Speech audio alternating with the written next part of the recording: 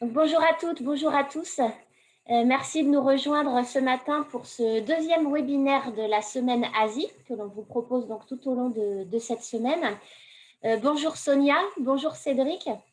Merci pour votre présence à nos côtés ce matin et merci de partager votre expertise donc, du marché agroalimentaire sud-coréen avec les entreprises bretonnes qui sont connectées avec nous.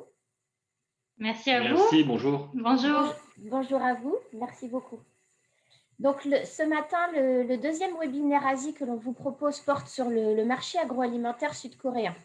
La Corée, comme vous le savez tous, est suivie de près sur la scène internationale pour sa gestion efficace du Covid, en adoptant particulièrement une politique de business as usual qui fait ses preuves et ce qui lui permet aussi de maintenir son économie avec même certains secteurs pouvant enregistrer une légère croissance.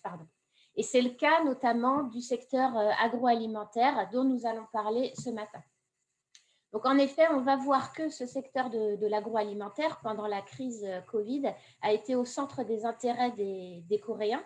Les Coréens sont d'habitude enclins aux repas et aux sorties au restaurant. Ils sortent beaucoup pour prendre leur repas à l'extérieur. Mais comme avec la crise, ils sont contraints, comme dans beaucoup d'autres pays d'ailleurs, ils sont contraints de rester chez eux pour éviter la propagation du virus. Ils sont aussi contraints de consommer différemment. Par exemple, il y a une augmentation des achats en ligne. Les consommateurs coréens n'hésitent pas d'ailleurs non plus à acheter des produits d'importation, souvent de plus haut de gamme. Et on va voir ce matin donc, quelles sont les nouvelles tendances de consommation dans le secteur agroalimentaire. Alors, avant de rentrer donc dans le vif du sujet et après avoir replanté un petit peu le décor et le contexte de la thématique de ce matin, je vais vous présenter nos deux intervenants qui font partie de la Chambre de commerce française à Séoul. La FKCCI fait partie du réseau de prestataires agréés de BCI pour la Corée. Et donc, ce matin, avec nous, nous avons Cédric Legrand, qui est le directeur, et Sonia Chayeb, qui est directrice commerciale, responsable commerciale à la CCI. Merci encore une fois à tous les deux d'être présents avec nous ce matin. Merci. Merci. Avant de lancer la petite présentation de BCI, pour celles et ceux qui ne connaissent pas encore tous les services que l'on peut vous apporter, un petit rappel sur le déroulement du webinaire. Ce webinaire, c'est vraiment le vôtre. Donc, n'hésitez pas à interagir, à poser vos questions quand bon vous semble, soit par écrit en utilisant le petit module questions-réponses, soit en levant la main. J'active très facilement vos micros et puis comme ça, vous pouvez partager avec nous vos questions, vos problématiques, vos expériences. C'est bien aussi de témoigner auprès des autres entreprises participantes. Donc, surtout, n'hésitez pas à intervenir. Encore une fois, ce webinaire, c'est le vôtre. C'est un moment privilégié que l'on vous offre ce matin pour que vous puissiez échanger avec les experts qui sont en face de vous aujourd'hui. Concernant la prise de notes, pas de panique, comme d'habitude, la présentation qui va vous être faite ce matin sera disponible sur la plateforme BCI Info, accessible via notre site web. Je vous enverrai le lien aujourd'hui ou demain, grâce auquel vous pourrez retrouver cette présentation. Le webinaire est enregistré, donc il y aura un podcast, lui aussi disponible un peu plus tard sur la plateforme de BCI Info. Je vais lancer la petite vidéo donc, de présentation de BCI. Je vous remercie par avance pour votre attention. Ça dure 4 minutes. Merci beaucoup. Vous souhaitez un appui pour assurer ou développer votre entreprise à l'international? BCI, Bretagne Commerce International, association d'entreprises de 1000 adhérents, vous accompagne à chaque étape de votre développement international, quelle que soit votre taille, votre secteur d'activité, que vous soyez adhérent ou non. Grâce à la diversité des métiers et aux compétences opérationnelles de l'équipe BCI répartie sur tout le territoire breton à votre proximité, tous les aspects du développement international sont traités, depuis l'information technique et réglementaire jusqu'au développement commercial à l'étranger, avec l'appui d'un réseau de prestataires agréés basés dans une centaine de pays.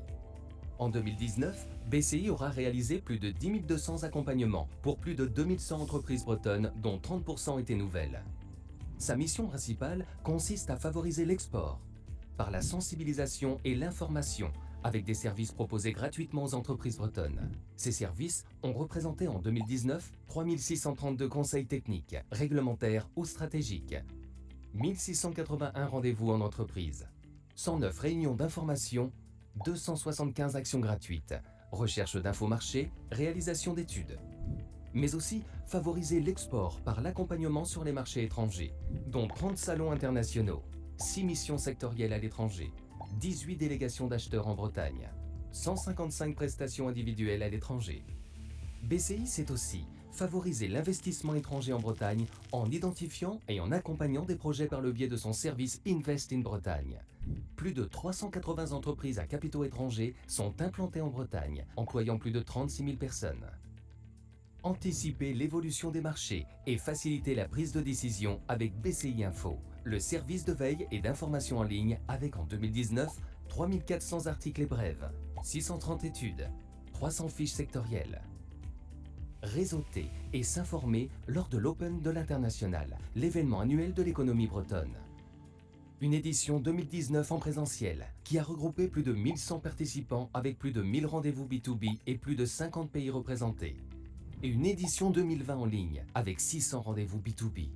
Face à un commerce mondial en plein bouleversement, BCI s'attache à rester agile et réactif pour répondre à vos problématiques.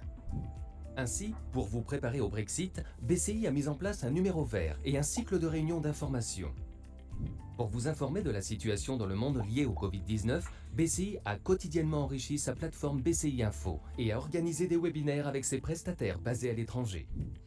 BCI poursuit sa transformation numérique avec la mise en place de nouveaux services, tels que les tutoriels dédiés au commerce international, les rencontres d'acheteurs en visio et les e-missions pour exporter sans se déplacer, ou encore BCI Connect, l'outil de mise en relation de dirigeant à dirigeant.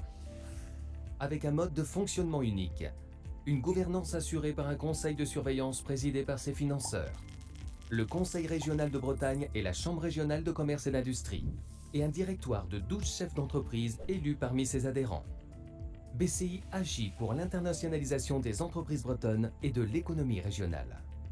D'après l'étude d'impact de l'activité de BCI, réalisée en 2020 sur un panel de 300 entreprises ayant utilisé ses services, 98% des entreprises sont satisfaites de l'apport de BCI. Pour la 4e année consécutive, ce pourcentage est en hausse.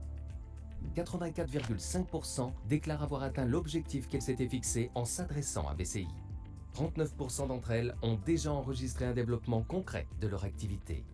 54,8% par la hausse de leur chiffre d'affaires et 10,4% par la création d'emplois CDI. Avec Bretagne Commerce International, rejoignez les entreprises bretonnes qui osent le monde.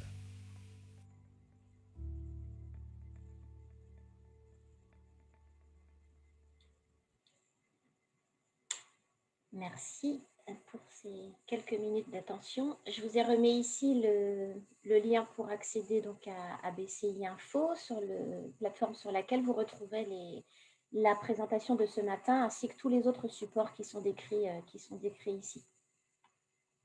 On va rentrer donc maintenant directement dans le vif du sujet, donc l'e-commerce, les opportunités du marché agroalimentaire sud-coréen à l'ère post-Covid. Les principaux points que l'on va aborder ce matin, donc là, la présentation est très complète, vous verrez, les slides sont très complets. Les principaux points que l'on va aborder ce matin, c'est tout d'abord un panorama général qui va vous montrer comment mieux connaître la Corée du Sud, donc un petit point macroéconomique et puis un petit point Covid. Ensuite, on va parler du secteur agroalimentaire avec différents focus sur certaines filières. On va parler ensuite des canaux de distribution, retail et Horeca. On va parler en 4e point de l'export et des différentes réglementations que vous devez avoir en tête pour aborder le marché sud-coréen. Et ensuite, quelques conseils pratiques sur la manière dont bien faire du business avec la Corée du Sud. Je vais vous laisser la parole, Sonia et Cédric. Donc, pour la première partie, mieux connaître la Corée du Sud. Eh bien, je vais commencer donc sur la première partie. Merci beaucoup. Bonjour à tous et merci à BCI de nous offrir cette occasion de présenter le marché coréen. Donc, pour ma part, je vais commencer par un panorama général de la Corée avant d'entrer plus en détail sur certains points. La population coréenne compte 52 millions d'habitants sur un territoire 5 fois plus petit que la France métropolitaine. Une grande partie de cette population vit dans la capitale qui compte 10 millions d'habitants. Par ailleurs, la métropole de Séoul, c'est-à-dire Séoul et sa périphérie, abrite près de la moitié de la population coréenne, soit 25 millions d'habitants. La Corée est un pays très dense, non seulement parce que le territoire est relativement petit, mais aussi parce que les populations sont très concentrées autour de quelques centres urbains.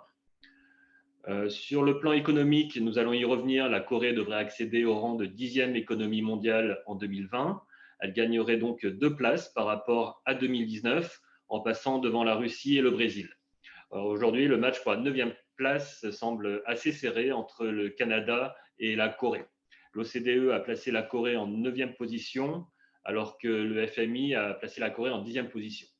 Dans tous les cas, cela montre que la Corée a très bien résisté à la crise sanitaire et économique de 2020. Nous allons voir qu'elle a bien résisté, en particulier grâce aux exportations qui se sont plutôt bien maintenues en 2020. C'est important car la Corée a fait des exportations l'un des moteurs de sa croissance et de son économie. C'est pourquoi elle a signé un grand nombre d'accords de libre-échange. Nous l'avons vu récemment avec le rôle joué par sa diplomatie dans les négociations du RCEP, le Regional Comprehensive Economic Partnership, qui a été signé en novembre dernier par 15 pays de la région Asie-Pacifique. Aujourd'hui, 80% du commerce extérieur de la Corée est couvert par des accords bilatéraux. Et il y a bien sûr l'accord de libre-échange signé avec l'Union européenne en 2011, qui a conduit à une forte augmentation des échanges entre la France et la Corée, avec un léger avantage en faveur du commerce français. L'autre moteur de la croissance coréenne, c'est l'innovation et la recherche et développement. La Corée investit massivement dans la R&D. Elle y consacre 4,6% de son PIB, ce qui est très supérieur à tous les pays de l'OCDE, sauf Israël, qui est quasiment à 5%. Le salaire minimum est de 8 720 won par heure, ce qui correspond à 6,5 € brut. Le chômage est faible, à 4,1% à la fin du mois dernier, mais nous allons y revenir, c'est un chiffre qu'il convient de prendre avec précaution. Et enfin, comme je vais donner quelques grandeurs en won, je rappelle que le taux de change est actuellement de 1 € pour 1340 won. Sur la slide suivante, donc, je vous propose de faire un petit focus sur la démographie en Corée. Donc, on l'a dit, le pays compte aujourd'hui 52 millions d'habitants. Ça représente 77% de la population française. La population a connu des augmentations modérées au cours des dernières années et devrait être en légère baisse sur 2020, puisque nous constatons sur les 10 premiers mois de 2020 que le solde d'accroissement naturel est devenu négatif en raison d'une augmentation des décès de 4% et d'une baisse des naissances de 10%. Par ailleurs, le nombre d'étrangers a également diminué. Le nombre de détenteurs d'un visa de courte durée a été divisé par 2 et les séjours de longue durée ont diminué de 6%. Donc, toutefois, la part de ressortissants étrangers dans la population coréenne est plutôt faible comparée à la France, puisque la Corée compte 1,7 million de résidents étrangers, soit 3,3% de sa population, contre 5 millions de résidents étrangers en France, soit 7,5% de la population. Donc, le Covid a manifestement eu un impact significatif sur le solde migratoire en 2020, mais son impact sur le solde naturel est limité. On le voit, le nombre des naissances a entamé sa chute depuis plusieurs années déjà, et le Covid est sans doute arrivé un peu tard pour peser sur les naissances en 2020. Par ailleurs, le nombre de décès a également tendance à augmenter mécaniquement depuis plusieurs années en raison du vieillissement de la population. Même rapporté à la population, la mortalité est plus faible en Corée qu'en France, mais il y a un phénomène de rattrapage avec le vieillissement progressif de la population. Nous l'avons dit tout à l'heure, la population coréenne représente 70% de la population française Et si on prend la classe d'âge de 20 à 60 ans, on arrive à un ratio de 92%. Donc la population dite en âge de travailler est finalement assez proche en France et en Corée. Cette population-là va arriver progressivement à l'âge de la retraite, alors qu'on le voit sur la pyramide des âges, les jeunes sont moins nombreux en raison d'un indicateur conjoncturel de fécondité très faible à 0,92 contre 1,4 en France. Et enfin, on se marie également de moins en moins en Corée depuis plusieurs années. Cette tendance s'est poursuivie en 2020 avec une chute du nombre de mariages de 10%. Là encore, le Covid n'a manifestement pas d'impact majeur, contrairement à la France. Et enfin, on a également un peu moins divorcé en Corée en 2020. Félicitations. Sur le marché du travail, donc la population active employée représente 27 millions de personnes. Elle est légèrement inférieure à celle de la France, qui compte 28 millions de personnes. Les taux d'emploi sont assez similaires en Corée et en France, autour de 65% de la population de 15 à 64 ans. Il y a néanmoins une différence plus marquée entre les femmes et les hommes en Corée. Pour les femmes, le taux d'emploi est de 56% en Corée contre 62% en France. Et pour les hommes, le taux d'emploi est de 74% en Corée contre 68% en France. Le marché du travail coréen présente également la particularité d'être très segmenté. Il est composé de 6 millions de travailleurs non salariés, soit 2 fois plus qu'en France. Ensuite, les contrats dérogatoires du droit commun, c'est-à-dire les CDD, le travail temporaire et les autres contrats spéciaux, sont aussi plus nombreux en Corée qu'en France. Donc au final, il y a moins de CDI de droit commun, les regular employees, environ 15 millions en Corée contre 21 millions en France. Alors d'un point de vue de la flexibilité du travail, cela laisse penser que le marché du travail coréen est plus flexible. En réalité, cette affirmation doit être relativisée car les salariés en CDI sont dans une situation que l'on peut qualifier de plus protectrice que les salariés en CDI en France, car d'une part, le droit du travail coréen est très protecteur et d'autre part, l'influence des syndicats est aussi très importante, dans les grands groupes au moins. Alors, le chômage, d'un point de vue nominal, est très faible en Corée. Selon la définition coréenne du chômage, celui-ci se situe à 4,1% à la fin du mois de décembre 2020 et selon la définition française, il se situe à 3,8%. En fait, en Corée, le taux de chômage est calculé pour toute la population active âgée de plus de 15 ans, alors qu'en France, il est calculé pour une population plus restreinte, la population active âgée de 15 à 64 ans. Voilà. Mais en pratique, le halo du chômage semble très important en Corée.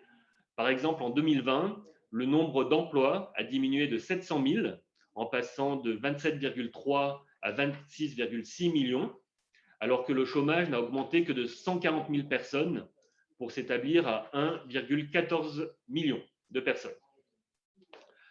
Le salaire minimum a connu de fortes augmentations au cours de la période récente, en particulier depuis l'élection du président Moon Jae-in en 2017. On le voit, le taux horaire du salaire minimum a été augmenté de 16% en 2018, puis de 11% en 2019. Puis les hausses pour 2020 et 2021 ont été plus modérées. Donc le taux horaire s'établit pour 2021 à 8 720 won, soit 6,5 €, donc un niveau bien en dessous du taux horaire français qui est à 10,25 €. Toutefois, la différence du salaire minimum mensuel est plus réduite puisque la durée légale de la semaine de travail en Corée est de 40 heures contre 35 heures en France. Donc le salaire minimum mensuel est égal à 1,8 million de won, soit 1 400 € bruts par mois, contre 1 600 € par mois en France sur une base de 35 heures. Le salaire mensuel moyen s'établit à 3,1 millions de won, soit à peu près 2 300 €, et le salaire médian à 2,2 millions, soit 1 600 €. Toutefois, la situation est très différente selon la catégorie de salariés.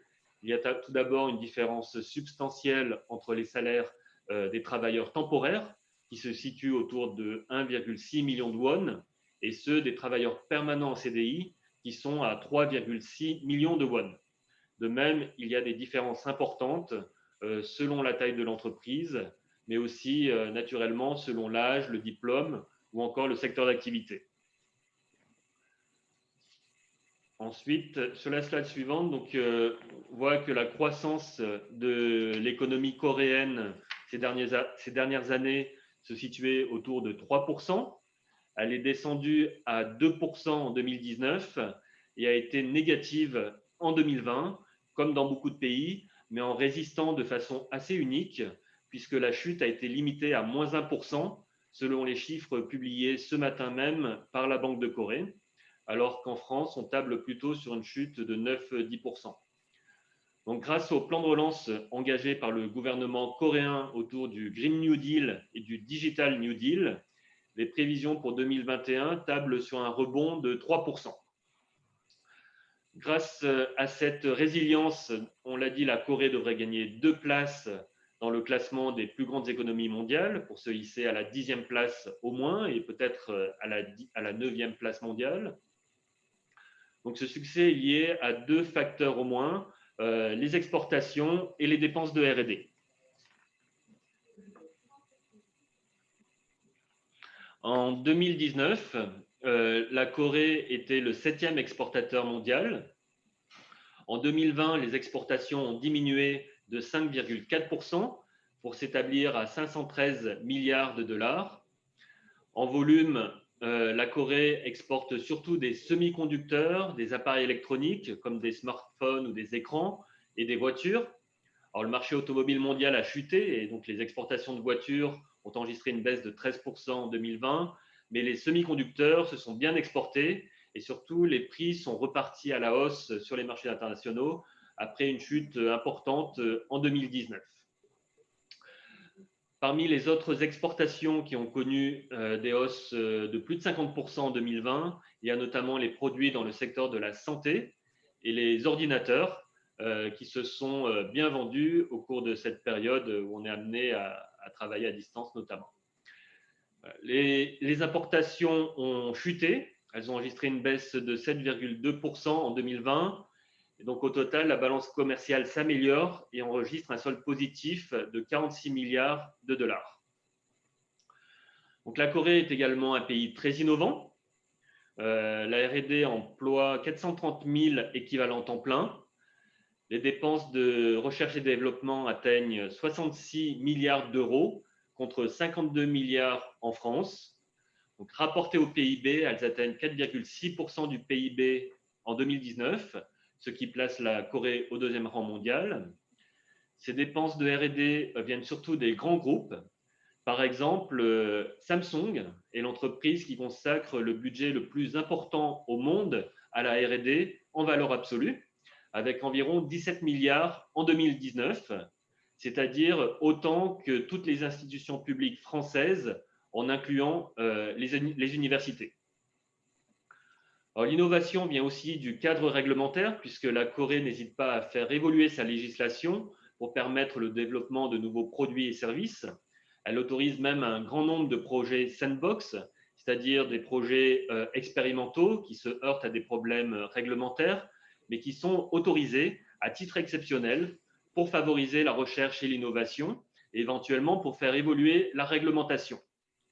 J'ajoute que l'innovation est également stimulée par les consommateurs coréens.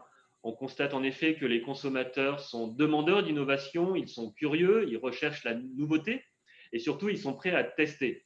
Et c'est souvent l'axe stratégique et marketing sur lequel nous nous positionnons pour promouvoir de nouveaux produits français sur le marché coréen. Donc, sur la slide suivante, on voit que la France est très présente en Corée. Sa présence se manifeste d'abord par les 3700 ressortissants français qui résident en Corée. En 2020, il y a eu une forte réduction du nombre de Français en séjour court et du nombre d'étudiants. Mais pour les autres catégories de visas, on ne constate pas de changement significatif sur l'année 2020. Les Français qui étaient en Corée sont en principe restés en Corée. En particulier, la présence économique de la France en Corée s'est bien maintenue. On compte aujourd'hui 210 entreprises françaises installées en Corée. des entreprises françaises, c'est-à-dire des filiales de groupes français. On ne compte pas les entreprises créées par les Français en Corée, qui sont donc juridiquement des entreprises coréennes. Ces 210 entreprises emploient 26 000 salariés et représentent un chiffre d'affaires global de 14 milliards d'euros. Le stock des investissements français en Corée a atteint 5 milliards d'euros à la fin de l'année 2019. Par ailleurs, si on compte toutes les entreprises qui ont un courant d'affaires avec la Corée, sans pour autant forcément s'installer en Corée du Sud, on arrive au chiffre de 5 000 entreprises françaises. Alors, la somme des échanges commerciaux en 2019 a atteint 9,3 milliards d'euros, 5,2 milliards d'euros d'exportation française vers la Corée et 4,1 milliards d'euros d'exportation coréenne vers la France. La balance commerciale bilatérale est donc plutôt à l'avantage de la France depuis plusieurs années. La Corée est même le 9e excédent commercial de la France en 2019. Donc, ces échanges ont augmenté de façon constante depuis l'entrée en vigueur de l'accord de libre-échange entre la Corée et l'Union européenne en 2011, même si on s'attend à une baisse importante en 2020, mais qui est générale, bien sûr, et qui n'est pas spécifique à la France et à la Corée. Alors, la France exporte en Corée essentiellement dans les secteurs de l'aéronautique, qui représente évidemment un volume important, l'agroalimentaire, la cosmétique, le luxe et la pharmaceutique. Et la Corée exporte en France surtout dans les secteurs de l'automobile et du matériel électronique. Alors, la France et la Corée sont deux partenaires économiques importants. C'est ce qu'a rappelé d'ailleurs le ministre français en charge du commerce extérieur lorsque nous l'avons reçu à la Chambre de commerce en décembre dernier. La tendance actuelle est même très favorable aux exportations françaises, puisque d'une part, la Corée cherche à mieux diversifier ses sources d'approvisionnement, qui sont aujourd'hui très concentrées sur la région Asie, et d'autre part, les consommateurs coréens qui ne peuvent plus voyager se tournent davantage vers des produits haut de gamme ou des produits qui se différencient par rapport à l'offre existante. Ce qu'ils consommaient auparavant à l'étranger le consomment maintenant en Corée par la force des choses, et cette tendance semble très favorable aux produits français. En somme, c'est vraiment le bon moment pour proposer de nouveaux produits en Corée.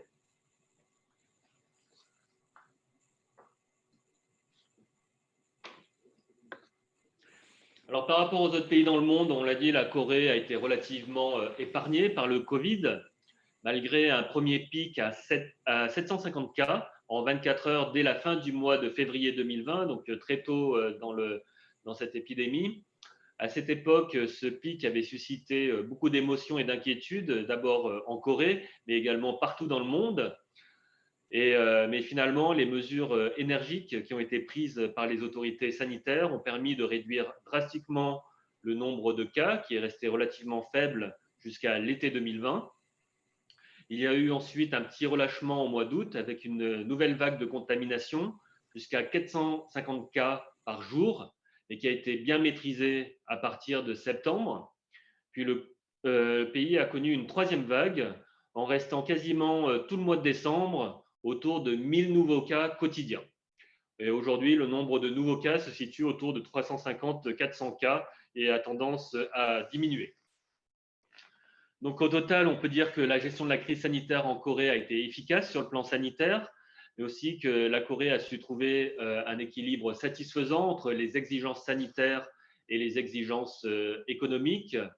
Le gouvernement a très tôt mis en avant la notion de business continuity, malgré la progression du virus. La montée du nombre de cas en août vient d'ailleurs d'un assouplissement des mesures sanitaires pour soutenir l'économie. Le gouvernement a expliqué à ce moment-là qu'il accepterait une recrudescence des cas pour assurer la continuité de l'activité économique en mettant en avant une notion de risque acceptable. Donc, c'est la spécificité de la gestion coréenne du Covid par rapport à tous nos voisins de la région. Il n'y a pas eu de mesures radicales comme la fermeture complète des frontières qui a conduit à un certain nombre de difficultés pour les expatriés et les intérêts économiques français dans d'autres pays. Alors, la maîtrise de la pandémie a été possible grâce à la stratégie des 3 T, tester, tracer et traiter. La Corée a bien anticipé en assurant son approvisionnement en tests PCR, notamment auprès d'acteurs locaux. Dès le début de la crise sanitaire, Les campagnes de tests ont été massives.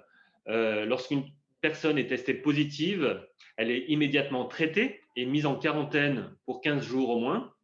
Les autorités sanitaires tentent également de remonter toutes les chaînes de contamination pour les personnes qui ont été en contact avec une personne malade. Alors pour ce faire, elles utilisent une plateforme de tracking qui exploite des données provenant des téléphones mobiles, des cartes bleues et des caméras urbaines. Cette plateforme a été mise en place très rapidement par le ministère en charge des infrastructures sur la base d'un système qui avait été développé pour les smart cities et dans le cadre d'une législation d'exception qui a été adoptée pour pouvoir faire face aux crises sanitaires. Alors pour faire simple, il y a en Corée 2 législations d'exception qui permet au gouvernement d'utiliser les données personnelles récoltées par les opérateurs de téléphonie mobile et les banques. La première s'applique dans le cas de menaces contre la sécurité nationale, en pratique pour tout ce qui concerne la Corée du Nord, et la deuxième s'applique en cas de crise sanitaire. Voilà, donc, en somme, la bonne gestion de la Corée s'explique surtout par sa préparation et son anticipation, tant au niveau de la législation qui était déjà prête, qu'au niveau des équipements sanitaires et de la flexibilité de l'outil de production qui s'est adapté très rapidement aux priorités nationales. Donc, il n'y a pas eu de mesures radicales, mais il y a quand même des mesures contraignantes. D'abord, pour les voyages internationaux, le plus contraignant, c'est évidemment la quarantaine obligatoire de 2 semaines de ceux qui arrivent en Corée, qu'ils soient étrangers ou coréens. Si vous n'êtes pas résident en Corée, vous devez faire votre quarantaine dans un établissement prévu à cet effet. Et si vous êtes résident, vous pouvez faire votre quarantaine à votre domicile. Alors, une procédure d'exemption de cette quarantaine avait été mise en place au cours de l'été 2020. C'est une procédure un peu compliquée qui est normalement utilisée pour les séjours courts lorsque vous avez un agenda bien déterminé. L'exemption est admise lorsque le gouvernement coréen estime que votre visite est nécessaire pour l'économie. Alors, c'était un peu compliqué, mais on a réussi à avoir des exemptions. Toutefois, cette procédure d'exemption a été temporairement suspendue début janvier, pour le moment jusqu'à mi-février. Donc cela est naturellement pénalisant pour la communauté d'affaires française et nous sommes actuellement en discussion à la Chambre de commerce avec le gouvernement pour que cette mesure de suspension soit elle-même suspendue. Alors, en dehors des voyages internationaux, il y a un certain nombre de mesures sanitaires dans notre vie quotidienne en Corée. Même si nous n'avons pas connu de confinement, il est aujourd'hui recommandé pour chaque entreprise d'avoir un tiers des effectifs en télétravail, même s'il n'y a aucune obligation. Il est aussi encouragé d'adopter des mesures de flexibilité, par exemple sur les horaires de travail pour éviter les heures de forte affluence dans les transports en commun.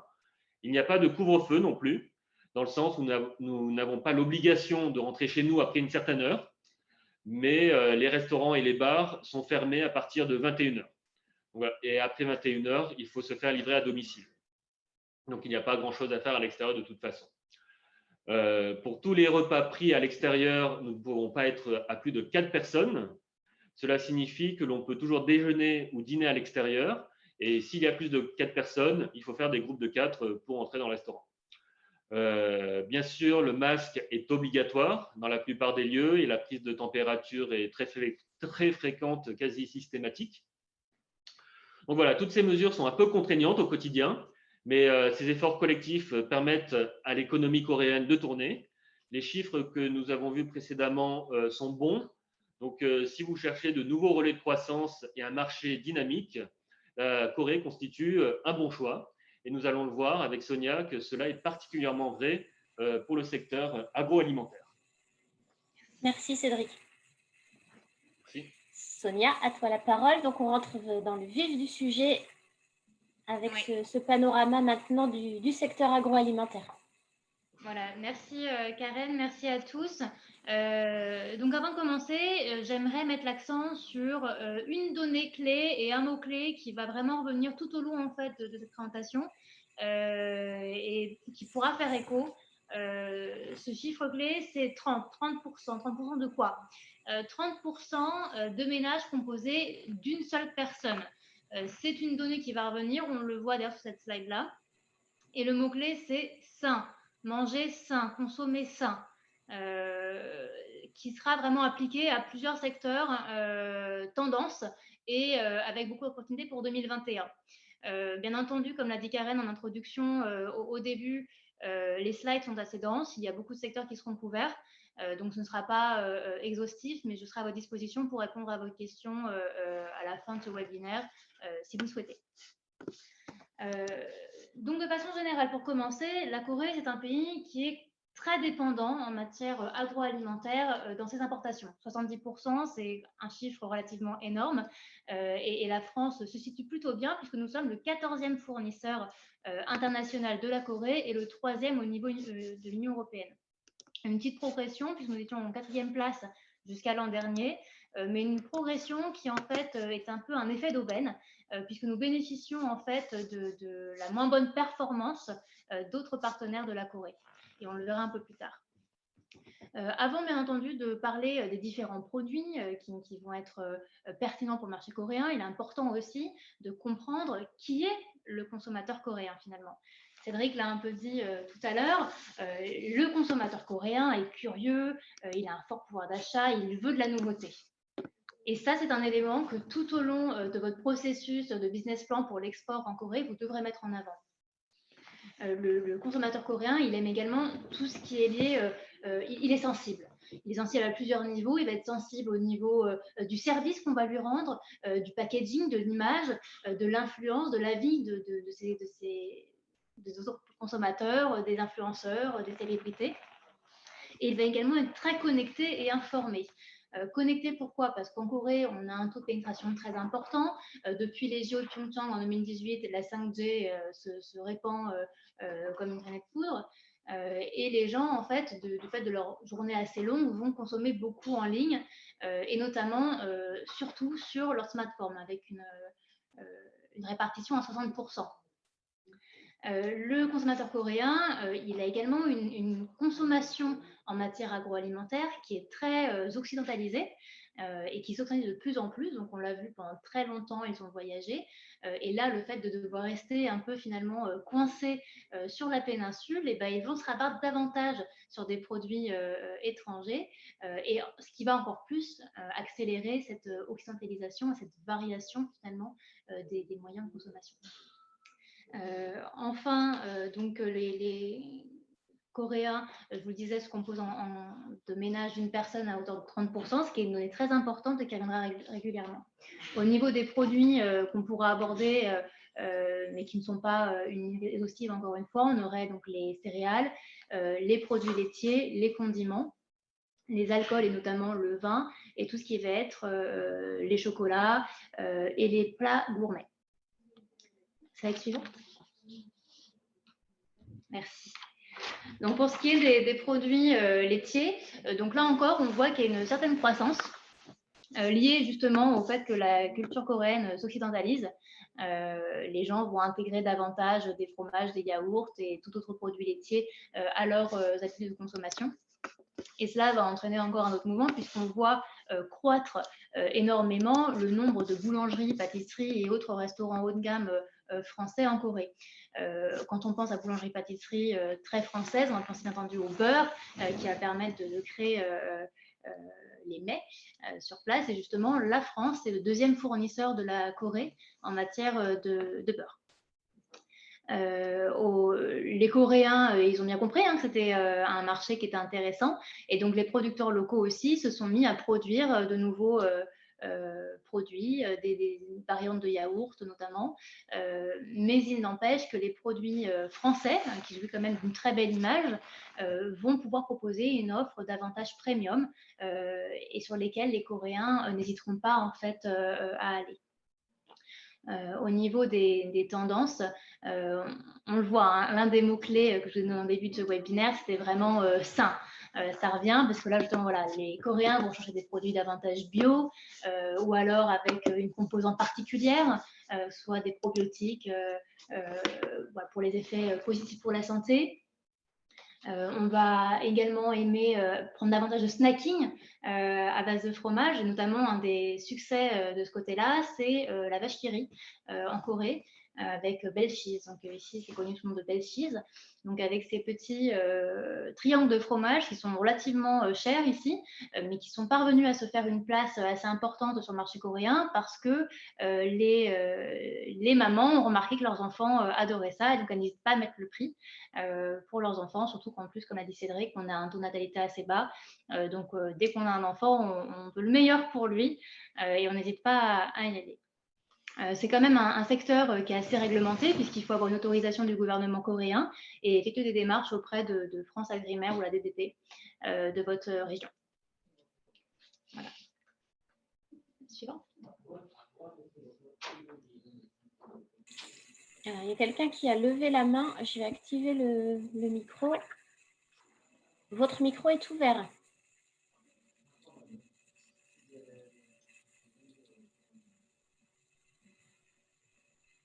Young. On va passer à la diapo suivante, Sonia. Dans ces cas-là, la personne ne réagit pas, donc on prendra la question un petit peu plus tard. Entendu. Donc au niveau des produits à base de viande carnée et notamment de produits transformés, donc ouais, les Coréens sont de grands consommateurs de viande. On est à 54 kilos par habitant en 2020. Ça a un petit peu diminué. Voilà, il reste quand même très friand de la viande en Corée. Pourquoi? Parce qu'il y a souvent le barbecue qui est utilisé pour les weshik, donc les dîners d'entreprise. Au niveau des préférences en termes de viande, et notamment au niveau de l'import, ça va être lié. On va avoir d'abord le porc, tout ce qui va être volaille, le bœuf, et enfin tout ce qui est davantage le veau. La France, là aussi, se situe plutôt bien, puisque nous sommes 14e fournisseur et 3e au niveau de l'Union européenne. C'est un grand bond en avant pour nous, puisque nous étions en 7e position encore il y a un an. Mais là encore, effet d'aubaine. Pourquoi? Parce que des produits d'autres pays, donc notamment l'Allemagne, se sont vus refuser tout export de produits en Corée. Du fait de cas en fait de grippe porcine notamment, et eux, l'Allemagne avait une grande part en fait dans le volume de l'import coréen en viande carnée avec 18%. Donc ça a eu un impact positif pour la France, puisque les Coréens sont à la recherche de nouveaux fournisseurs, et c'est également une opportunité pour ceux et celles qui nous écoutent qui sont dans ce secteur-là, parce que justement c'est le moyen de se faire connaître et participer. Donc, un secteur à potentiel, oui. Maintenant, est-ce que tous les produits sont exportables en Corée? Non. On a notamment la viande de bœuf qui est encore interdite du fait de la vache folle, bien que nos voisins anglais, eux, soient autorisés à exporter. Mais nous travaillons sur ce sujet-là pour faire en sorte de changer la donne auprès du gouvernement coréen. Un autre élément important à noter, la charcuterie française n'est pas encore autorisée en Corée, bien que nos voisins espagnols également, eux, puissent exporter leurs produits. Traditionnellement, c'était lié à une problématique de composition qui ne convenait pas en fait à la réglementation locale. Et notamment, pour la petite histoire, on a parmi nos membres une entreprise qui a un peu contourné cette réglementation en créant elle-même en fait son usine en Corée et qui fait elle-même sa charcuterie avec le savoir-faire français, mais avec des produits matières premières locales. J'ai cru voir une main se lever.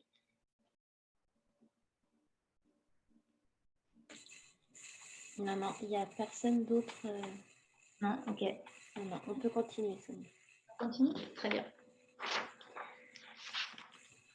On continue avec un secteur traditionnel qui marche plutôt bien et qui continue à se développer malgré certaines évolutions au niveau des tendances, qui est le marché donc, des vins et spiritueux. De façon générale, une tendance qui se confirme en fait finalement depuis maintenant 2-3 ans, c'est le désir des Coréens de consommer moins d'alcool fort. Donc, au fur et à mesure, on constate que les spiritueux à haut niveau d'alcool rencontrent moins de succès auprès des Coréens. Mais le vin, lui, continue à croître, même s'il est vrai qu'on consomme moins encore une fois, d'alcool, même en général. Là, on voit Ah, il y a des problèmes de son.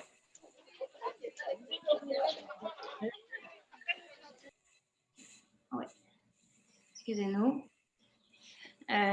Donc, on voit qu'on consomme moins de vin, d'alcool en général, excusez-moi, qu'auparavant. On est de l'ordre de 8,5 litres par habitant et par année en Corée actuellement.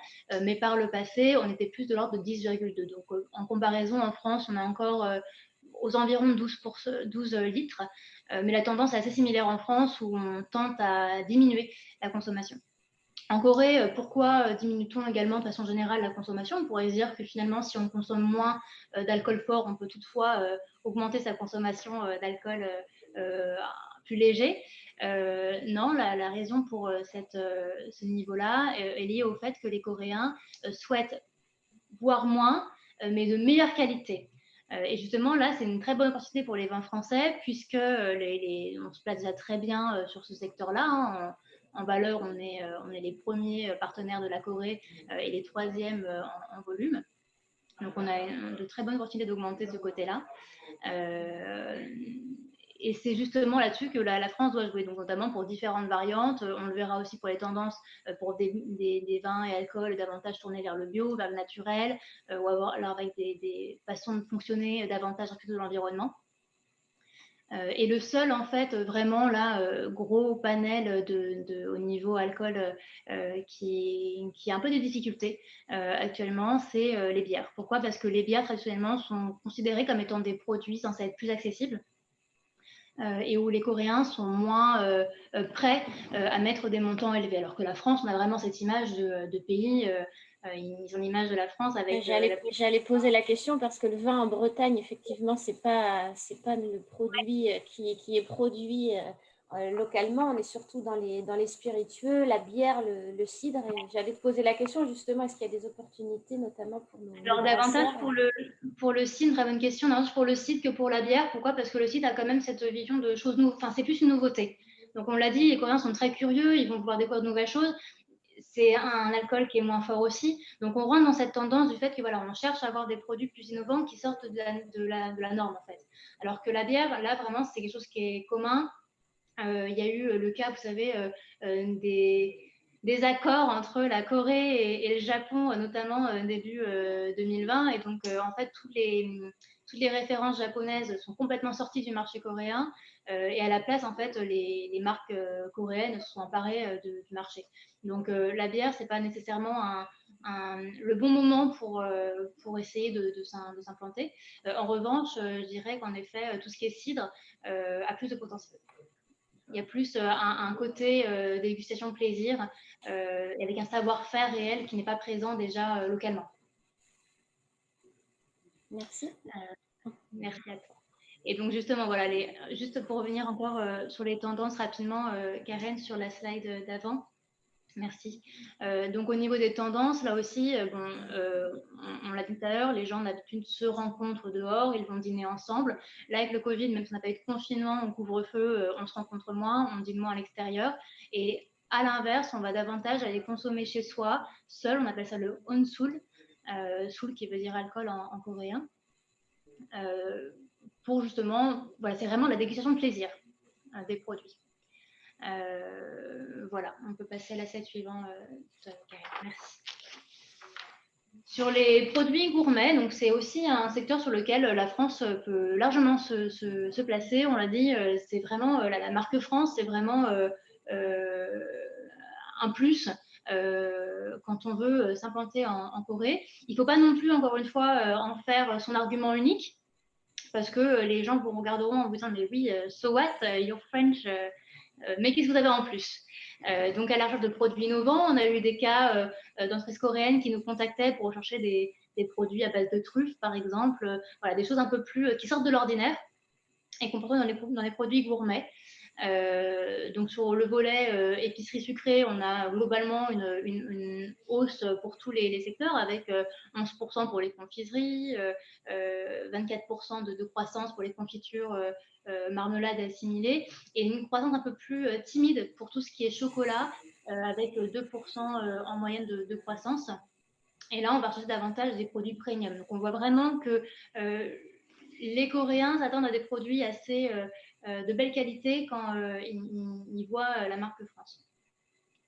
Au niveau également, et c'est en lien aussi avec le volet alcool finalement, des boissons non alcoolisées, souvent des boissons d'ailleurs pétillantes, qui vont avoir ce côté aussi un peu, voilà, on déguste. C'est en très grande croissance, un marché qui évolue bien, et on enregistre en 2019 une vente de 12,5%. Voilà, on se dit, voilà, on va être en pleine forme, on va moins aller sur des alcools spiritueux très très élevés, on va plus aller on fait attention à soi. Et enfin, dans les sauces... Oui. Pardon. Quand tu dis que les Coréens donc, recherchent des nouveaux produits, qu'ils sont enclins à goûter de nouvelles choses et à découvrir de nouveaux produits, on parle du produit en lui-même, de ses ingrédients et de ses recettes, ou du packaging? Ça peut être tout. Ça peut être tout, parce qu'ils sont vraiment très sensibles au packaging. Donc déjà, s'ils voient quelque chose qui sort de l'ordinaire, mais tout en étant vigilants, parce que les Coréens vont avoir une vision assez finalement traditionnelle de la France, et il y a des fois des entreprises qui viennent avec des packaging un peu trop modernes, qui ne matchent pas nécessairement avec le marché. Donc nous, ça, on peut également vous faire des conseils à ce niveau-là. Mais ça peut être dans le packaging, ça peut être dans les goûts. Est-ce que vous avez ajouté un produit qui sort de l'ordinaire? Est-ce que c'est une production bio? Là encore, je le répète beaucoup, mais c'est vraiment dans les tendances qu'on retrouve là pour 2020-2021. Mais voilà, cette nouveauté peut en effet se faire tant sur le goût, tant sur le fond que sur la forme, j'ai envie de dire. D'accord. Voilà. Pour les condiments, là aussi, on voit qu'il y a une occidentalisation parce que les gens donc, vivent davantage seuls. Là, si je vous demande le taux de nombre de personnes, de ménages d'une personne en Corée, vous levez tous la main et vous dites 30% à force. Mais voilà, les gens vivent seuls, ils n'ont plus tellement envie de cuisiner des plats coréens qui sont assez compliqués à préparer finalement, mais ils veulent quand même avoir voilà, des goûts, assaisonner leurs plats. Et donc voilà, c'est un marché qui est en croissance, où ils sont en charge d'innovation là aussi, et toujours avec des tendances liées sur les produits davantage responsables. Ça ne veut pas dire que si vos produits ne sont pas bio, vous n'avez pas de potentiel. Non, non. C'est juste que si vous avez une gamme de produits principale à laquelle vous pouvez ajouter une référence bio ou avec une particularité en plus, ça permet d'argumenter davantage auprès de votre potentiel partenaire. Et là aussi, un élément qui est important, c'est quand vous voulez approcher le marché coréen, il est primordial de bien préparer votre storytelling. Les Coréens, ils sont hyper attentifs à ça. C'est leur moyen après de pouvoir raconter une histoire. Donc, quand vous voulez vraiment venir sur le marché, préparez une histoire. Peut-être que c'est le fait que vous soyez une entreprise familiale. Peut-être que vous aviez eu une difficulté, que vous avez remonté justement la pente à un moment ou à un autre. Ces éléments-là permettent vraiment de raconter une histoire et que ça parle aux Coréens. C'est un peu, c'était Sébastien Paletti, je crois, qui avait dit dans un de ses livres que les Coréens, c'est un peu les Italiens de l'Asie. Ils sont très dans l'émotion, ils sont très sensibles, il faut pouvoir les toucher. Qu'en est-il tu parles du bio, est-ce que le vegan prend une place importante aussi aux yeux des consommateurs?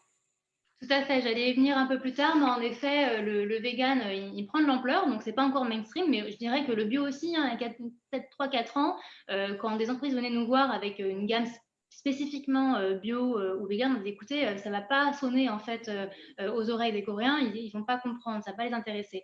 Aujourd'hui, on voit que la donne est différente, et d'ailleurs, le Covid a un peu accéléré ce processus, je dirais. Au mois de février, quand on a eu la première croissance en fait de cas de Covid en Corée, la consommation de produits bio, notamment, a cru de plus de 30 ou 40% en l'espace de quelques jours. Et le vegan, lui aussi, est en progression. Il y a un responsable de magasin Lotte, je vous montrerai un peu les différents types de magasins supermarchés, hypermarchés en Corée, mais Lotte, c'est quand même un des leaders en Corée, nous indiquait qu'il avait augmenté considérablement son nombre de références en fait, de produits véganes de par l'attrait à ce niveau-là. Et ce qui est assez intéressant pour le vegan en Corée, c'est qu'en France, quand on parle vegan, c'est vraiment une philosophie dans son ensemble.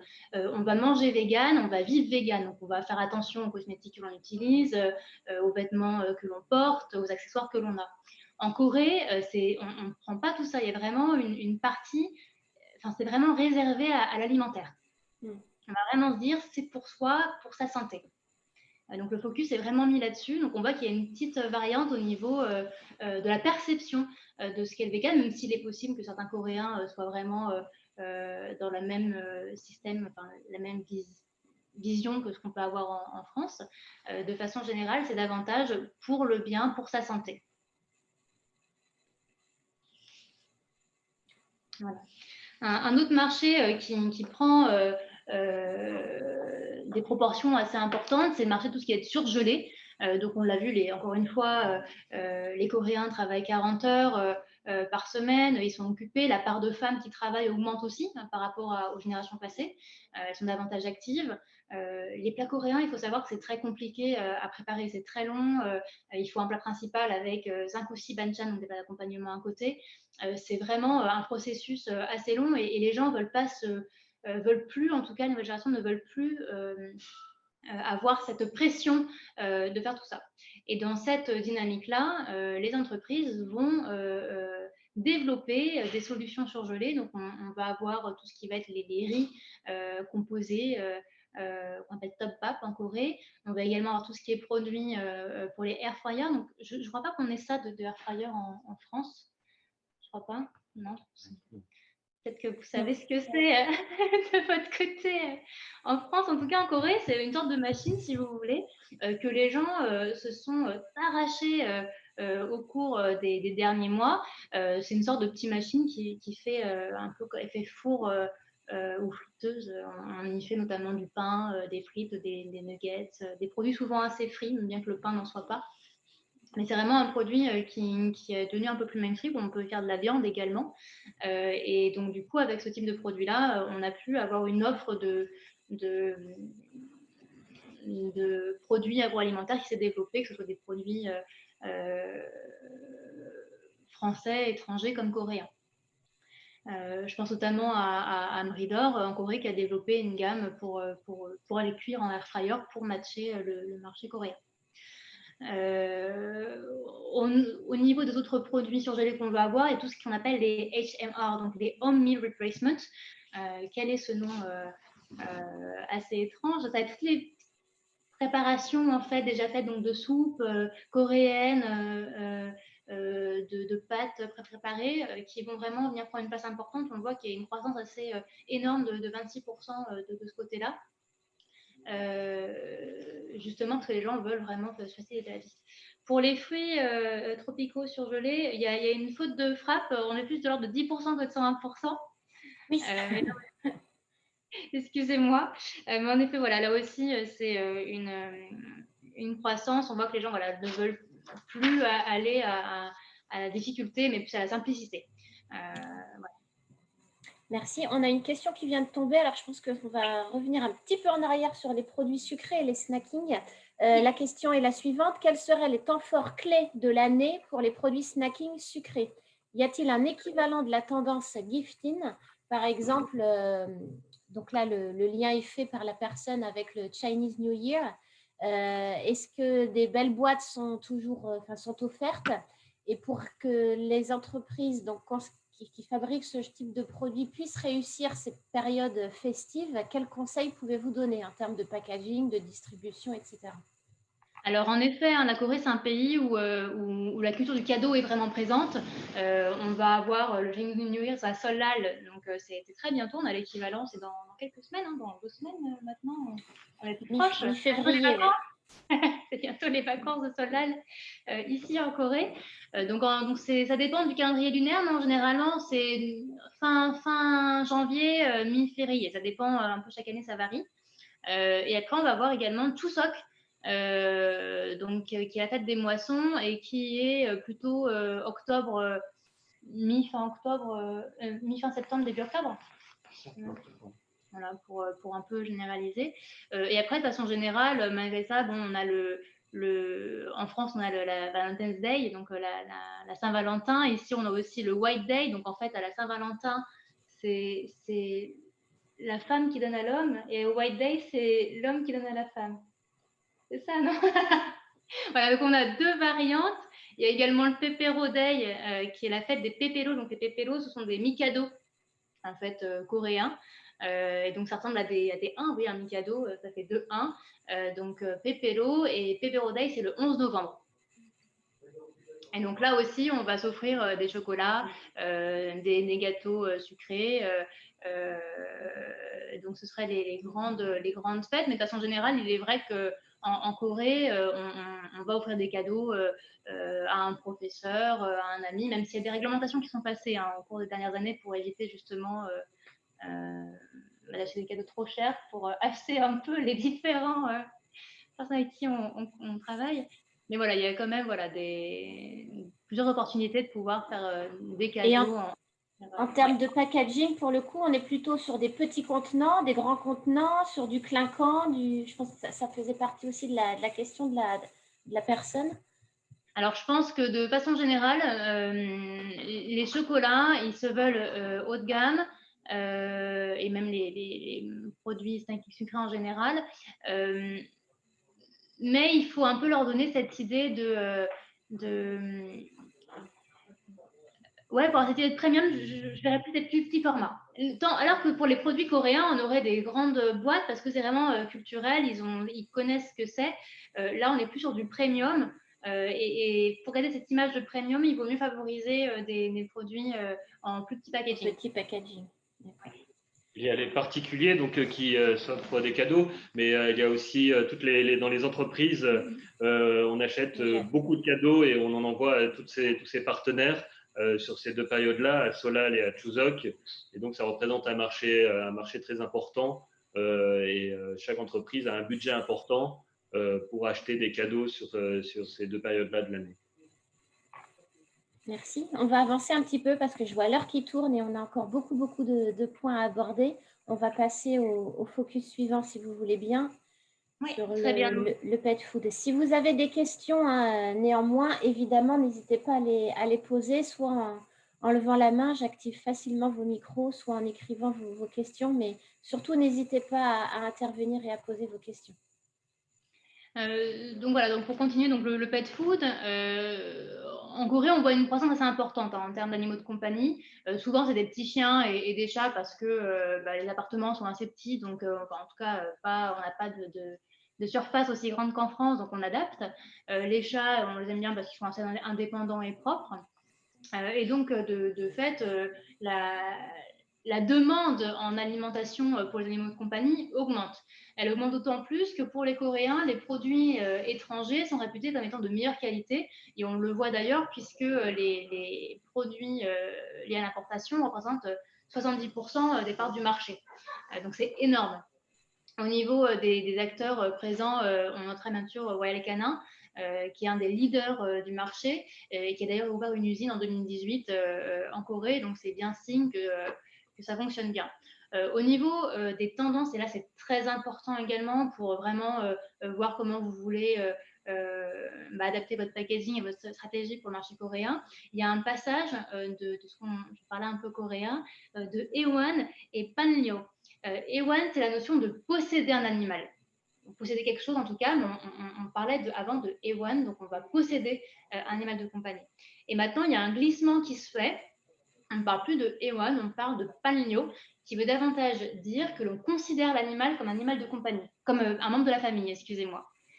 Donc c'est vraiment une transition importante, ça veut dire qu'en fait, les Coréens ne vont pas hésiter à mettre les moyens pour s'occuper de leur animal de compagnie, qui est vraiment finalement un membre à part entière de la famille. Donc là-dessus, ça a un impact également sur le packaging, puisqu'on va favoriser des packagings plus petits, parce que c'est pour la conservation et la qualité en fait des produits. Nous, on ne voudrait pas manger, par exemple, des produits qui restent pendant 10 jours dans le frigo. Là, pour eux, c'est pareil. Ils ne voudraient pas avoir un paquet qui reste ouvert pendant un petit moment. Ils préfèrent les petits packaging. D'autant plus que, encore une fois, les espaces sont assez limités. Donc, ça favorise de ce côté-là. Tout ce qui va être snack également, avec des avantages nutritifs mis en avant, que ce soit du bio, que ce soit davantage de suppléments alimentaires pour les animaux, c'est des choses qui intéressent les propriétaires d'animaux de compagnie en Corée. Je passer à la slide suivante, Karen. Ouais. Donc, le bio et le vegan, on a parlé rapidement, mais on va revenir dessus. Pour vous préciser, voilà, qu'en Corée, à l'heure actuelle, il y a une étude qui a montré en 2019 que 83%, un peu plus, 83% des Coréens affirment préférer acheter des produits bio et 3%, un peu plus de 3%, n'achètent exclusivement que des produits bio. Donc, on voit qu'il y a vraiment une prise d'intérêt. Et comme je disais tout à l'heure, donc avec le Covid, on a eu une augmentation de même 75%. Donc pour les ventes en ligne, sur une augmentation générale de 30%. Un élément important également, il y a une certification bio qu'on peut avoir en France qui a une équivalence avec la certification coréenne depuis 2015. Donc n'hésitez pas à faire valoir l'équivalence en Corée également.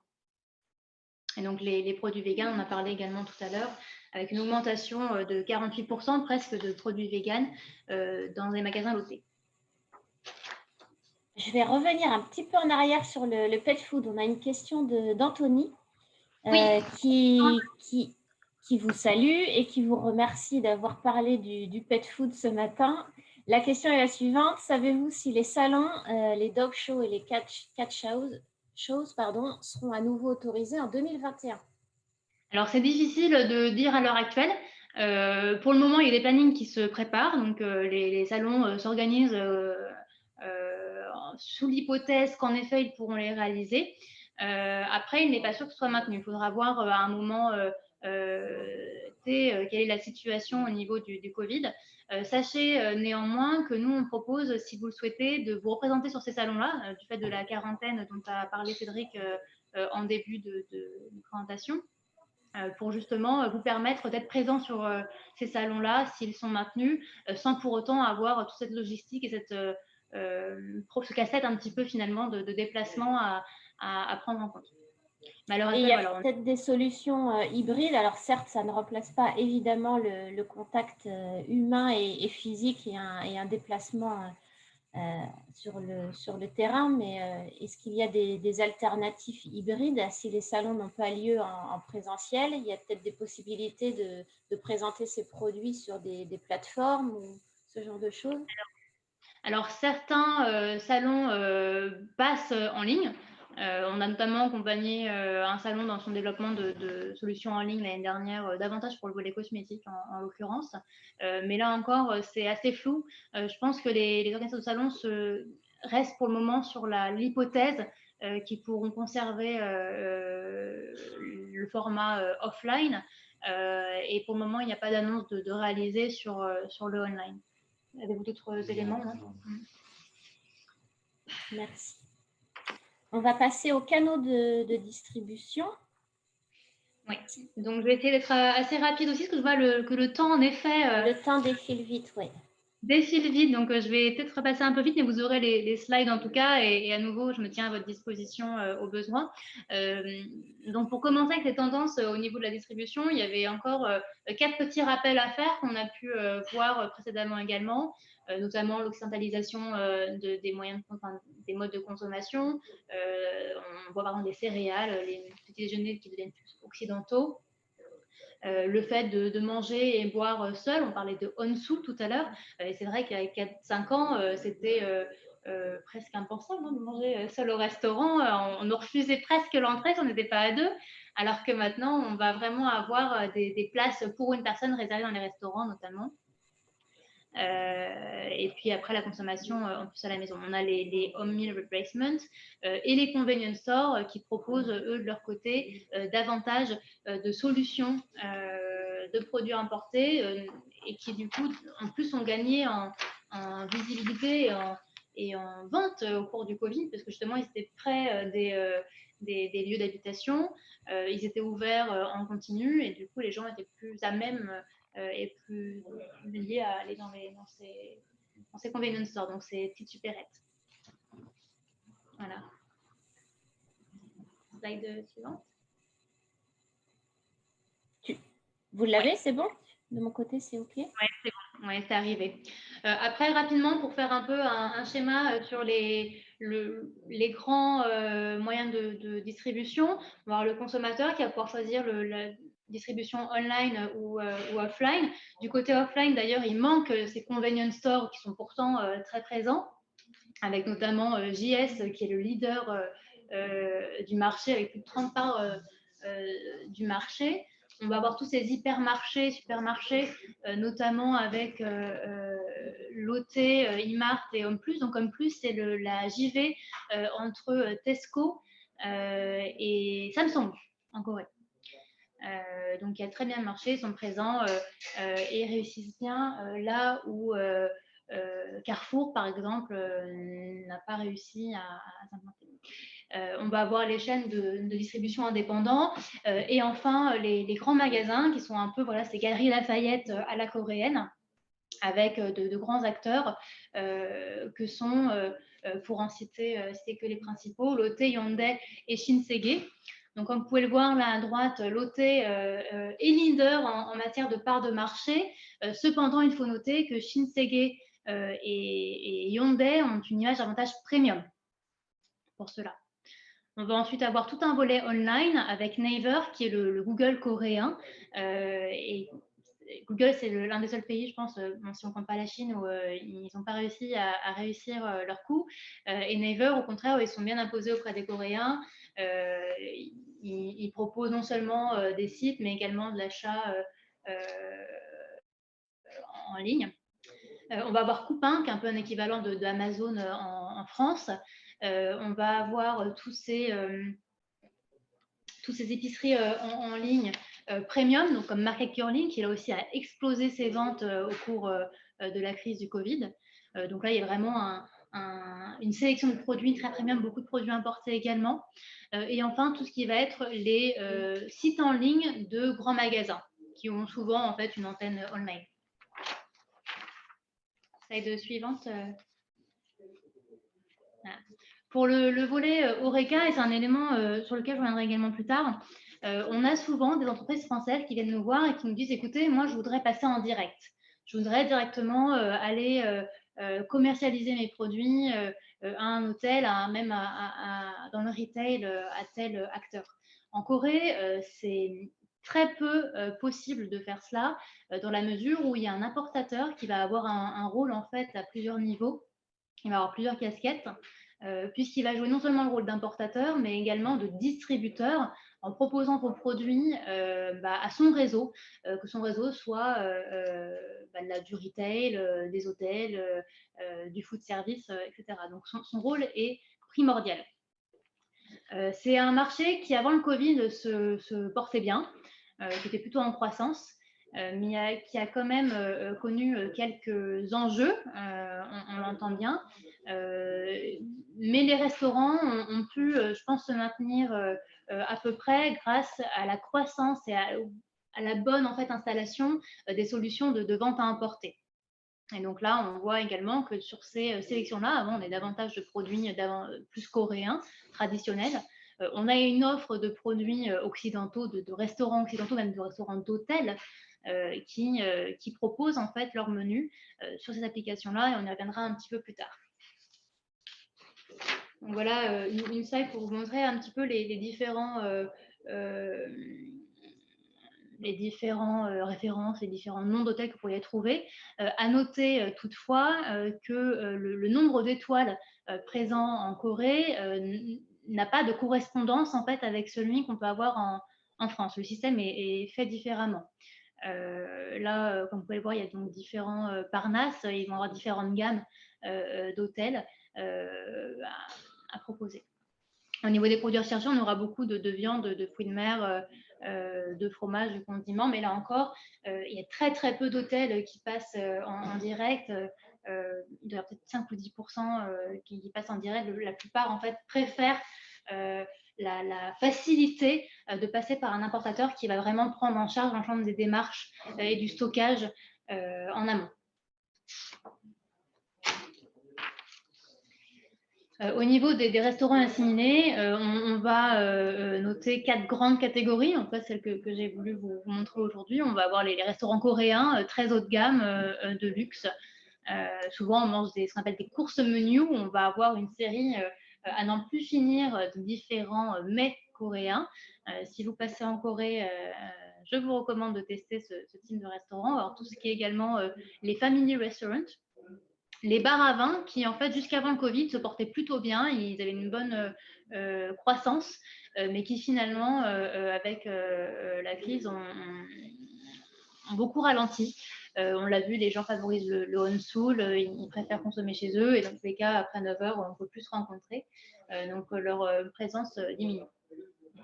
On va avoir également une croissance du nombre de restaurants haut de gamme, et restaurants et bars des hôtels ou des restaurants étoilés, notamment 31 restaurants étoilés Michelin à Séoul actuellement. Sur le food service, c'est un secteur qui est également en croissance et en grande modification. Jusqu'à 2017, il me semble, c'était un secteur qui était vraiment monopolisé par les grands groupes coréens, par ces chaebol qu'on voit ici, Well Story, Hyundai Green Food, notamment, je crois, à l'ordre de 60-70% de part de marché qui était vraiment entre les mains de ces grands acteurs.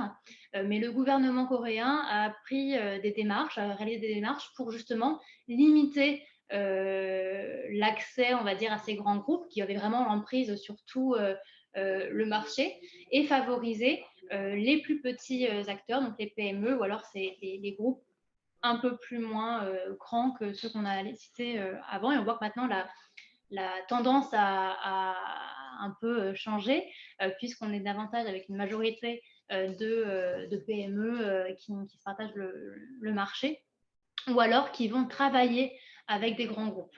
C'est aussi une possibilité, voilà, de voir. C'était CJ Freshway, je crois, qui avait justement monté une collaboration avec des acteurs plus petits pour fournir différents restaurants collectifs. Au niveau des restaurants étrangers, il y en a encore très peu. On a Aramark, qui est entré sur le marché en 93 en collaborant avec Daewoo. Mais leur collaboration ne s'est pas très bien passée et ils ont arrêté en 2001 avant de racheter les parts de Daewoo pour continuer leur développement seul. Et ça marche plutôt bien puisque en 2009, ils ont commencé à travailler avec Café Bene. En 2006, avec NBC, c'est une chaîne de télé, donc ils ont commencé à collaborer avec eux. Ils ont également accompagné plusieurs délégations coréennes lors de différents JO. Et ils travaillent également avec des bureaux de Mirai Asset Daewoo en Corée. Est-ce qu'il y a des questions de la part des participants? N'hésitez pas, encore une fois, c'est vraiment votre moment. Si vous avez des questions sur tous ces réseaux de distribution, allez-y. On passe à la vente en ligne, Sonia? Oui, très bien. Donc là encore, on le dit, on le répète. Hein, je suis désolée si c'est un peu redondant, mais c'est vraiment des choses qu'il faut retenir, je pense, de cette présentation. C'est qu'avec le Covid, on a vraiment vu un boom de la vente en ligne.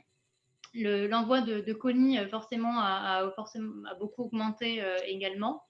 Et au niveau F&B, si on se fait un focus là-dessus, on voit qu'il y a une croissance finalement assez importante tout au long de l'année 2020. Comme vous pouvez le voir, en septembre 2020, il y a une croissance qui est assez surprenante. C'est pas une faute de frappe, pour le coup, c'est réel et c'est lié finalement à Chuseok, justement, donc la fête des moissons qui a lieu, cette année, c'était en septembre. Et justement, les gens ne pouvaient... Si, ils pouvaient se déplacer, mais ils ne souhaitaient pas se déplacer pour justement faire attention au Covid. Et ils ont préféré du coup dépenser davantage de produits premium pour eux ou pour envoyer à leur famille ou à leurs proches. On a parlé rapidement tout à l'heure, donc le food delivery, c'est également ce qui a permis, je pense, de sauver quand même beaucoup de restaurants en Corée. Restaurants et cafés, parce que finalement, les cafés peuvent aussi, ou même les magasins de dessert, peuvent proposer leurs produits sur ces plateformes-là. On voit que le grand leader, c'est Pedale Minjok, donc One Brother. Il y a deux chiffres différents, excusez-moi. Le 55,7, c'est le chiffre qui est bien à jour. Donc, c'est vraiment le leader du marché. Et lui, il a vu son chiffre d'affaires augmenter de 42% en 2020 par rapport à 2019. De façon plus générale, le food service, le online food service, donc le food delivery, pour être exact, a augmenté, lui, de 60,6% en novembre 2020 par rapport à l'année précédente. Et donc là, on voit encore, je le répète, la croissance de l'offre de produits davantage haut de gamme et plus uniquement de produits, de repas coréens ou repas asiatiques, en tout cas, qu'on pouvait trouver par le passé.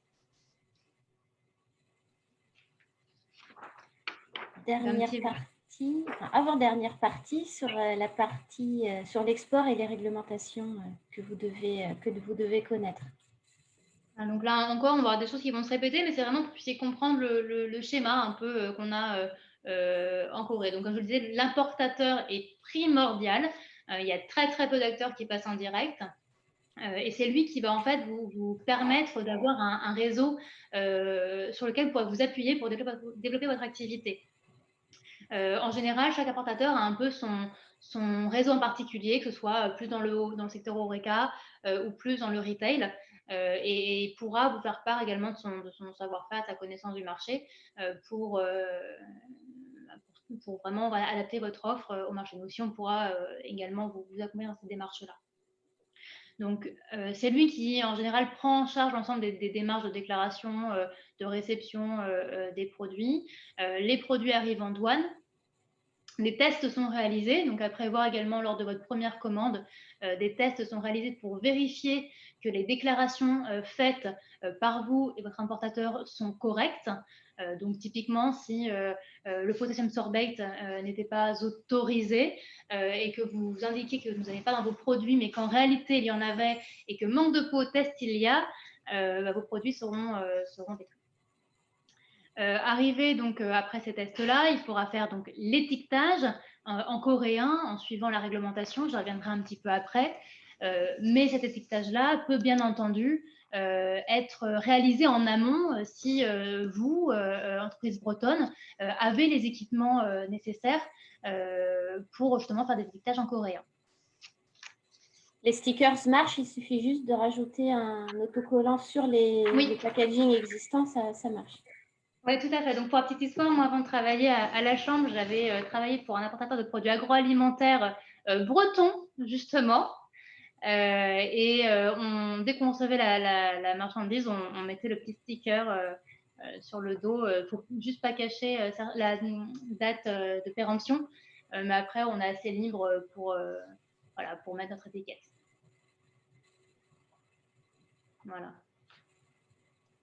Donc Cédric l'a dit tout à l'heure, il y a un accord de libre-échange qui a été signé en 2011 et donc qui permet la réduction progressive des droits de douane, mais il y a quand même certains secteurs qui sont protégés par le gouvernement pour protéger leur production locale.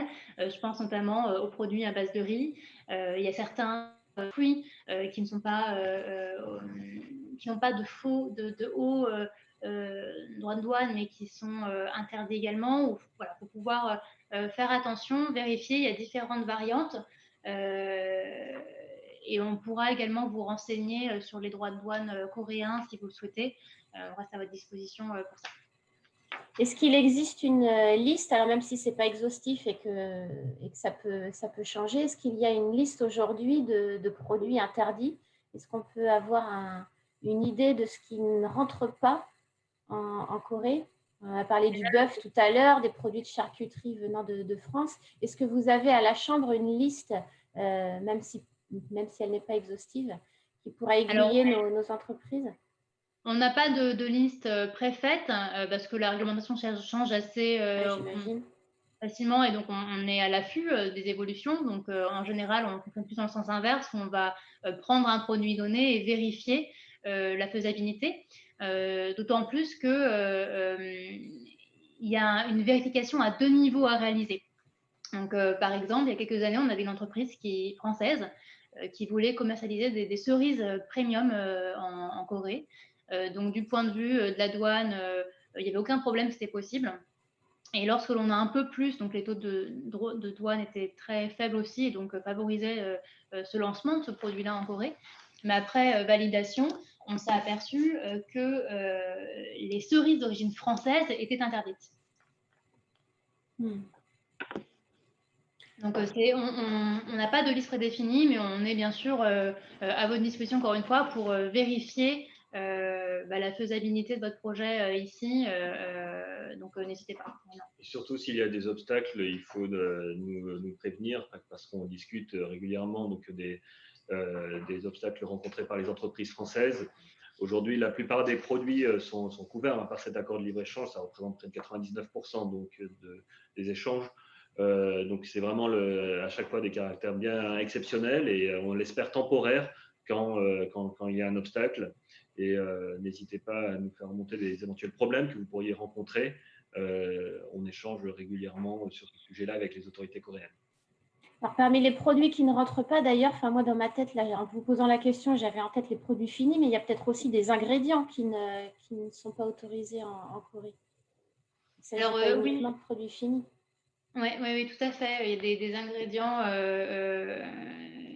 des composants qui sont interdits ou en tout cas très réglementés. Je pense notamment, je le disais tout à l'heure, le potassium sorbate, donc qui est un conservateur qui était autorisé officiellement, mais à un taux tellement faible que ça revenait finalement à l'interdire. Je crois que depuis cette règle a disparu, mais voilà, c'est vraiment, on doit vérifier à chaque fois. Un autre conseil également lié à l'export, soyez prêts à fournir une traçabilité de vos produits, que ce soit sur l'origine des différentes matières et même sur les petits détails comme on avait un cas il y a quelques temps avec une entreprise qui voulait exporter des produits. Ils n'avaient plus trouvé la traçabilité de leur c'est pas des exhausteurs de goût. J'ai perdu le mot. Bon, en tout cas, il y avait un produit dont ils n'avaient pas la traçabilité, donc ça posait problème, ils ne pouvaient pas exporter. Donc, il faut bien être en mesure de retrouver vraiment l'ensemble de l'origine, de quoi il s'agit, pour pouvoir vraiment lancer vos démarches en local. Merci. On a une question qui vient de tomber, une question de Charles. Bonjour à tous les deux. Merci pour votre présentation claire et instructive. Sur la slide qui présente les différents acteurs par canal de la distribution coréenne, un écart en bas à droite faisait référence au coût. J'imagine qu'il s'agit des attentes de marge des différents acteurs. Est-ce bien cela? Alors, en effet, ce sont les marges que se prend les différents acteurs. Donc, c'est des chiffres qui sont un peu estimés. Donc, notamment pour les grands magasins, on est de l'ordre de 25 à 35% ou 30% de mémoire. On va également avoir les canaux online qui étaient notés comme étant jusqu'à 10%, mais un petit warning à mettre en avant, des supports comme Market Curly, par exemple, qui sont vraiment dommage que je ne peux pas faire de démonstration parce que c'est assez intéressant comme site pour un peu voir comment c'est organisé. Mais ce type de site-là prend des marges de l'ordre de 30% parce qu'ils vont vraiment faire un travail marketing en fait pour vous en prenant des photos des produits. Enfin, ils vont vraiment faire un travail derrière pour mettre en avant du mieux qu'ils le peuvent les produits. Donc, en effet, il s'agissait bien des marges que se prennent les différents acteurs sur le marché. Merci. Et la deuxième question de Charles recoupe un peu celle que je viens de vous poser. Comment un exportateur peut-il récupérer la liste des ingrédients non autorisés? C'est auprès de vous, je présume, ou est-ce qu'il y a des autorités, un site internet sur lequel est consultable cette liste? Alors nous, on peut vous renseigner. Je ne crois pas qu'il y ait de liste, encore une fois, à disposition, mais on pourra revérifier, encore une fois, peut-être que depuis, ils en ont créé une. Mais à ma connaissance, il n'y en avait pas. C'est vraiment à chaque fois des vérifications à deux niveaux auprès de la douane et auprès de la quarantaine coréenne, du ministère du Drug Food and Safety. Est-ce qu'il y a d'autres questions? C'est le moment avant que l'on arrive à la fin de ce webinaire, donc n'hésitez pas à intervenir et à nous exposer vos problématiques, vos questions et les différentes situations dans lesquelles vous êtes. Avec plaisir, Charles. Charles nous remercie pour la réponse. Merci à vous. On passe au point suivant. Ouais, donc pour revenir rapidement sur les étiquettes, donc comme je vous disais, vous pouvez le faire en amont si vous avez les équipements pour le faire et si vous avez le moyen de pouvoir faire ça en local en Bretagne. Autrement, donc l'étiquette pourra être faite avec un sticker ici. Cette étiquette devra comprendre différents éléments que sont le nom du produit, le type de produit, le nom et l'adresse de l'importateur, la date de fabrication, de péremption, le contenu et le taux de calories pour chacun d'entre eux, et le nom et la quantité des ingrédients, présentation nutritionnelle, pays d'origine, le poids et le volume net. Voilà pour citer un peu les différents éléments.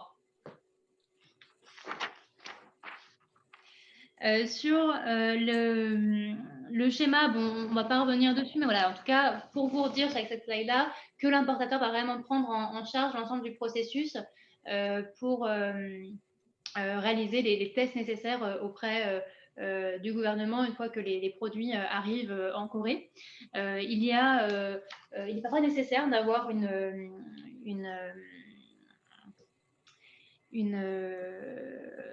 d'obtenir la licence d'exportateur agréé, on peut appeler ça une licence, l'autorisation d'exportateur agréé, qui peut s'obtenir sur le site de la douane française. Je vous ai mis le lien en bas au besoin.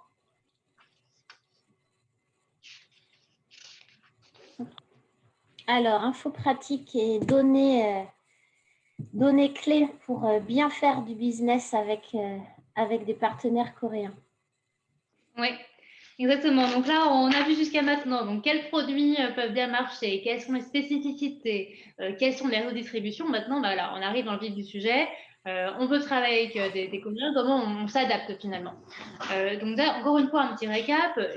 En Corée, on aime bien l'image, on aime bien le packaging, on aime bien le service, on l'aurait dit, et il y a une hiérarchie très importante liée à la culture confucéenne, finalement. Ça va avoir un impact sur la façon dont vous devez vous présenter lors des rendez-vous. Donc dans un premier temps, vous arrivez en Corée, on espère que le Covid se finira bientôt et que vous pourrez tous venir voyager ici et faire du business en Corée. Le jour où vous arrivez, soyez ponctuels, favorisez même un peu d'avance car le retard est mal perçu ou pris comme un manque de sérieux ou d'intérêt. L'échange des cartes de visite, donc à demain, vous avez dû l'entendre pour beaucoup de pays asiatiques. Et là encore, prenez du temps pour vraiment lire la carte, voir quel est votre interlocuteur et laissez la carte sur la table.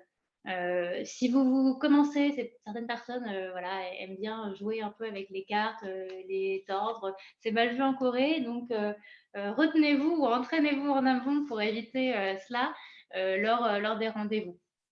Là encore, donc la hiérarchie est importante, donc essayez parfois de les appeler par leur titre. C'est très apprécié, c'est encore très marqué. D'ailleurs, Cédric l'a vu aussi à plusieurs reprises ici en Corée en disant on a du mal encore à se faire des titres ici, n'est-ce pas? Voilà. Donc voilà, monsieur le président, monsieur le responsable, monsieur, ça passe bien. Toujours avoir des documents papier avec vous. Alors c'est vrai que la Corée c'est un pays très numérique, on est dans l'innovation à plein de niveaux, mais les supports papier permettent à votre interlocuteur de voir le sérieux, la qualité et de se projeter un peu plus également sur ce qu'il pourra faire avec vous dans le futur.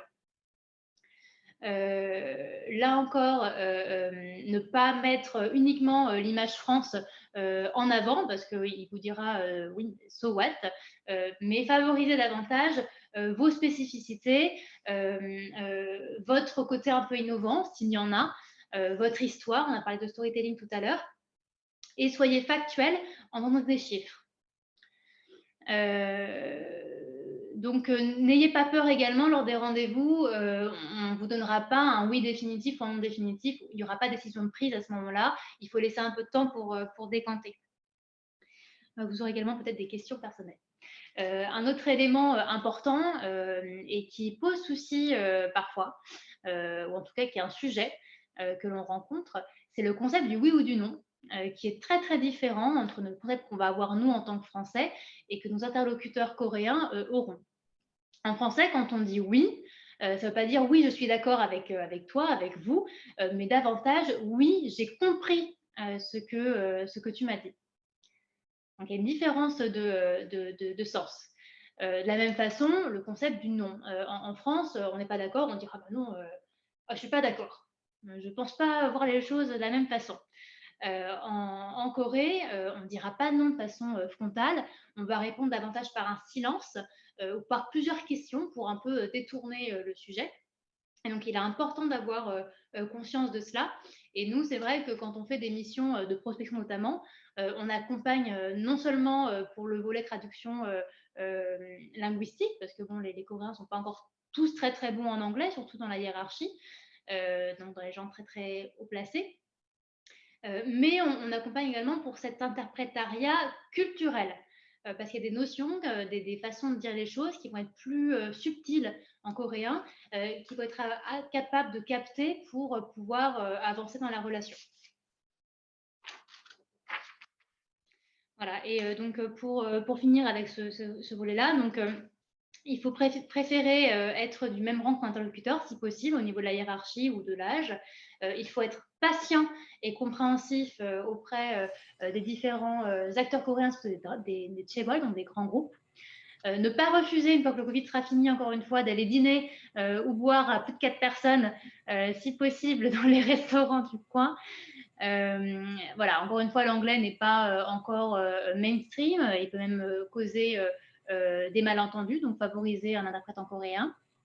La ponctualité, l'écart de visite et la réactivité dans les réponses et dans les échanges post-rendez-vous, qui est primordial, puisque dans beaucoup de cas également, beaucoup trop de cas, même j'aurais tendance à dire, on a certains acteurs français qui vont mettre beaucoup de temps en fait à répondre, alors qu'un acteur coréen va espérer avoir sa réponse dans la minute.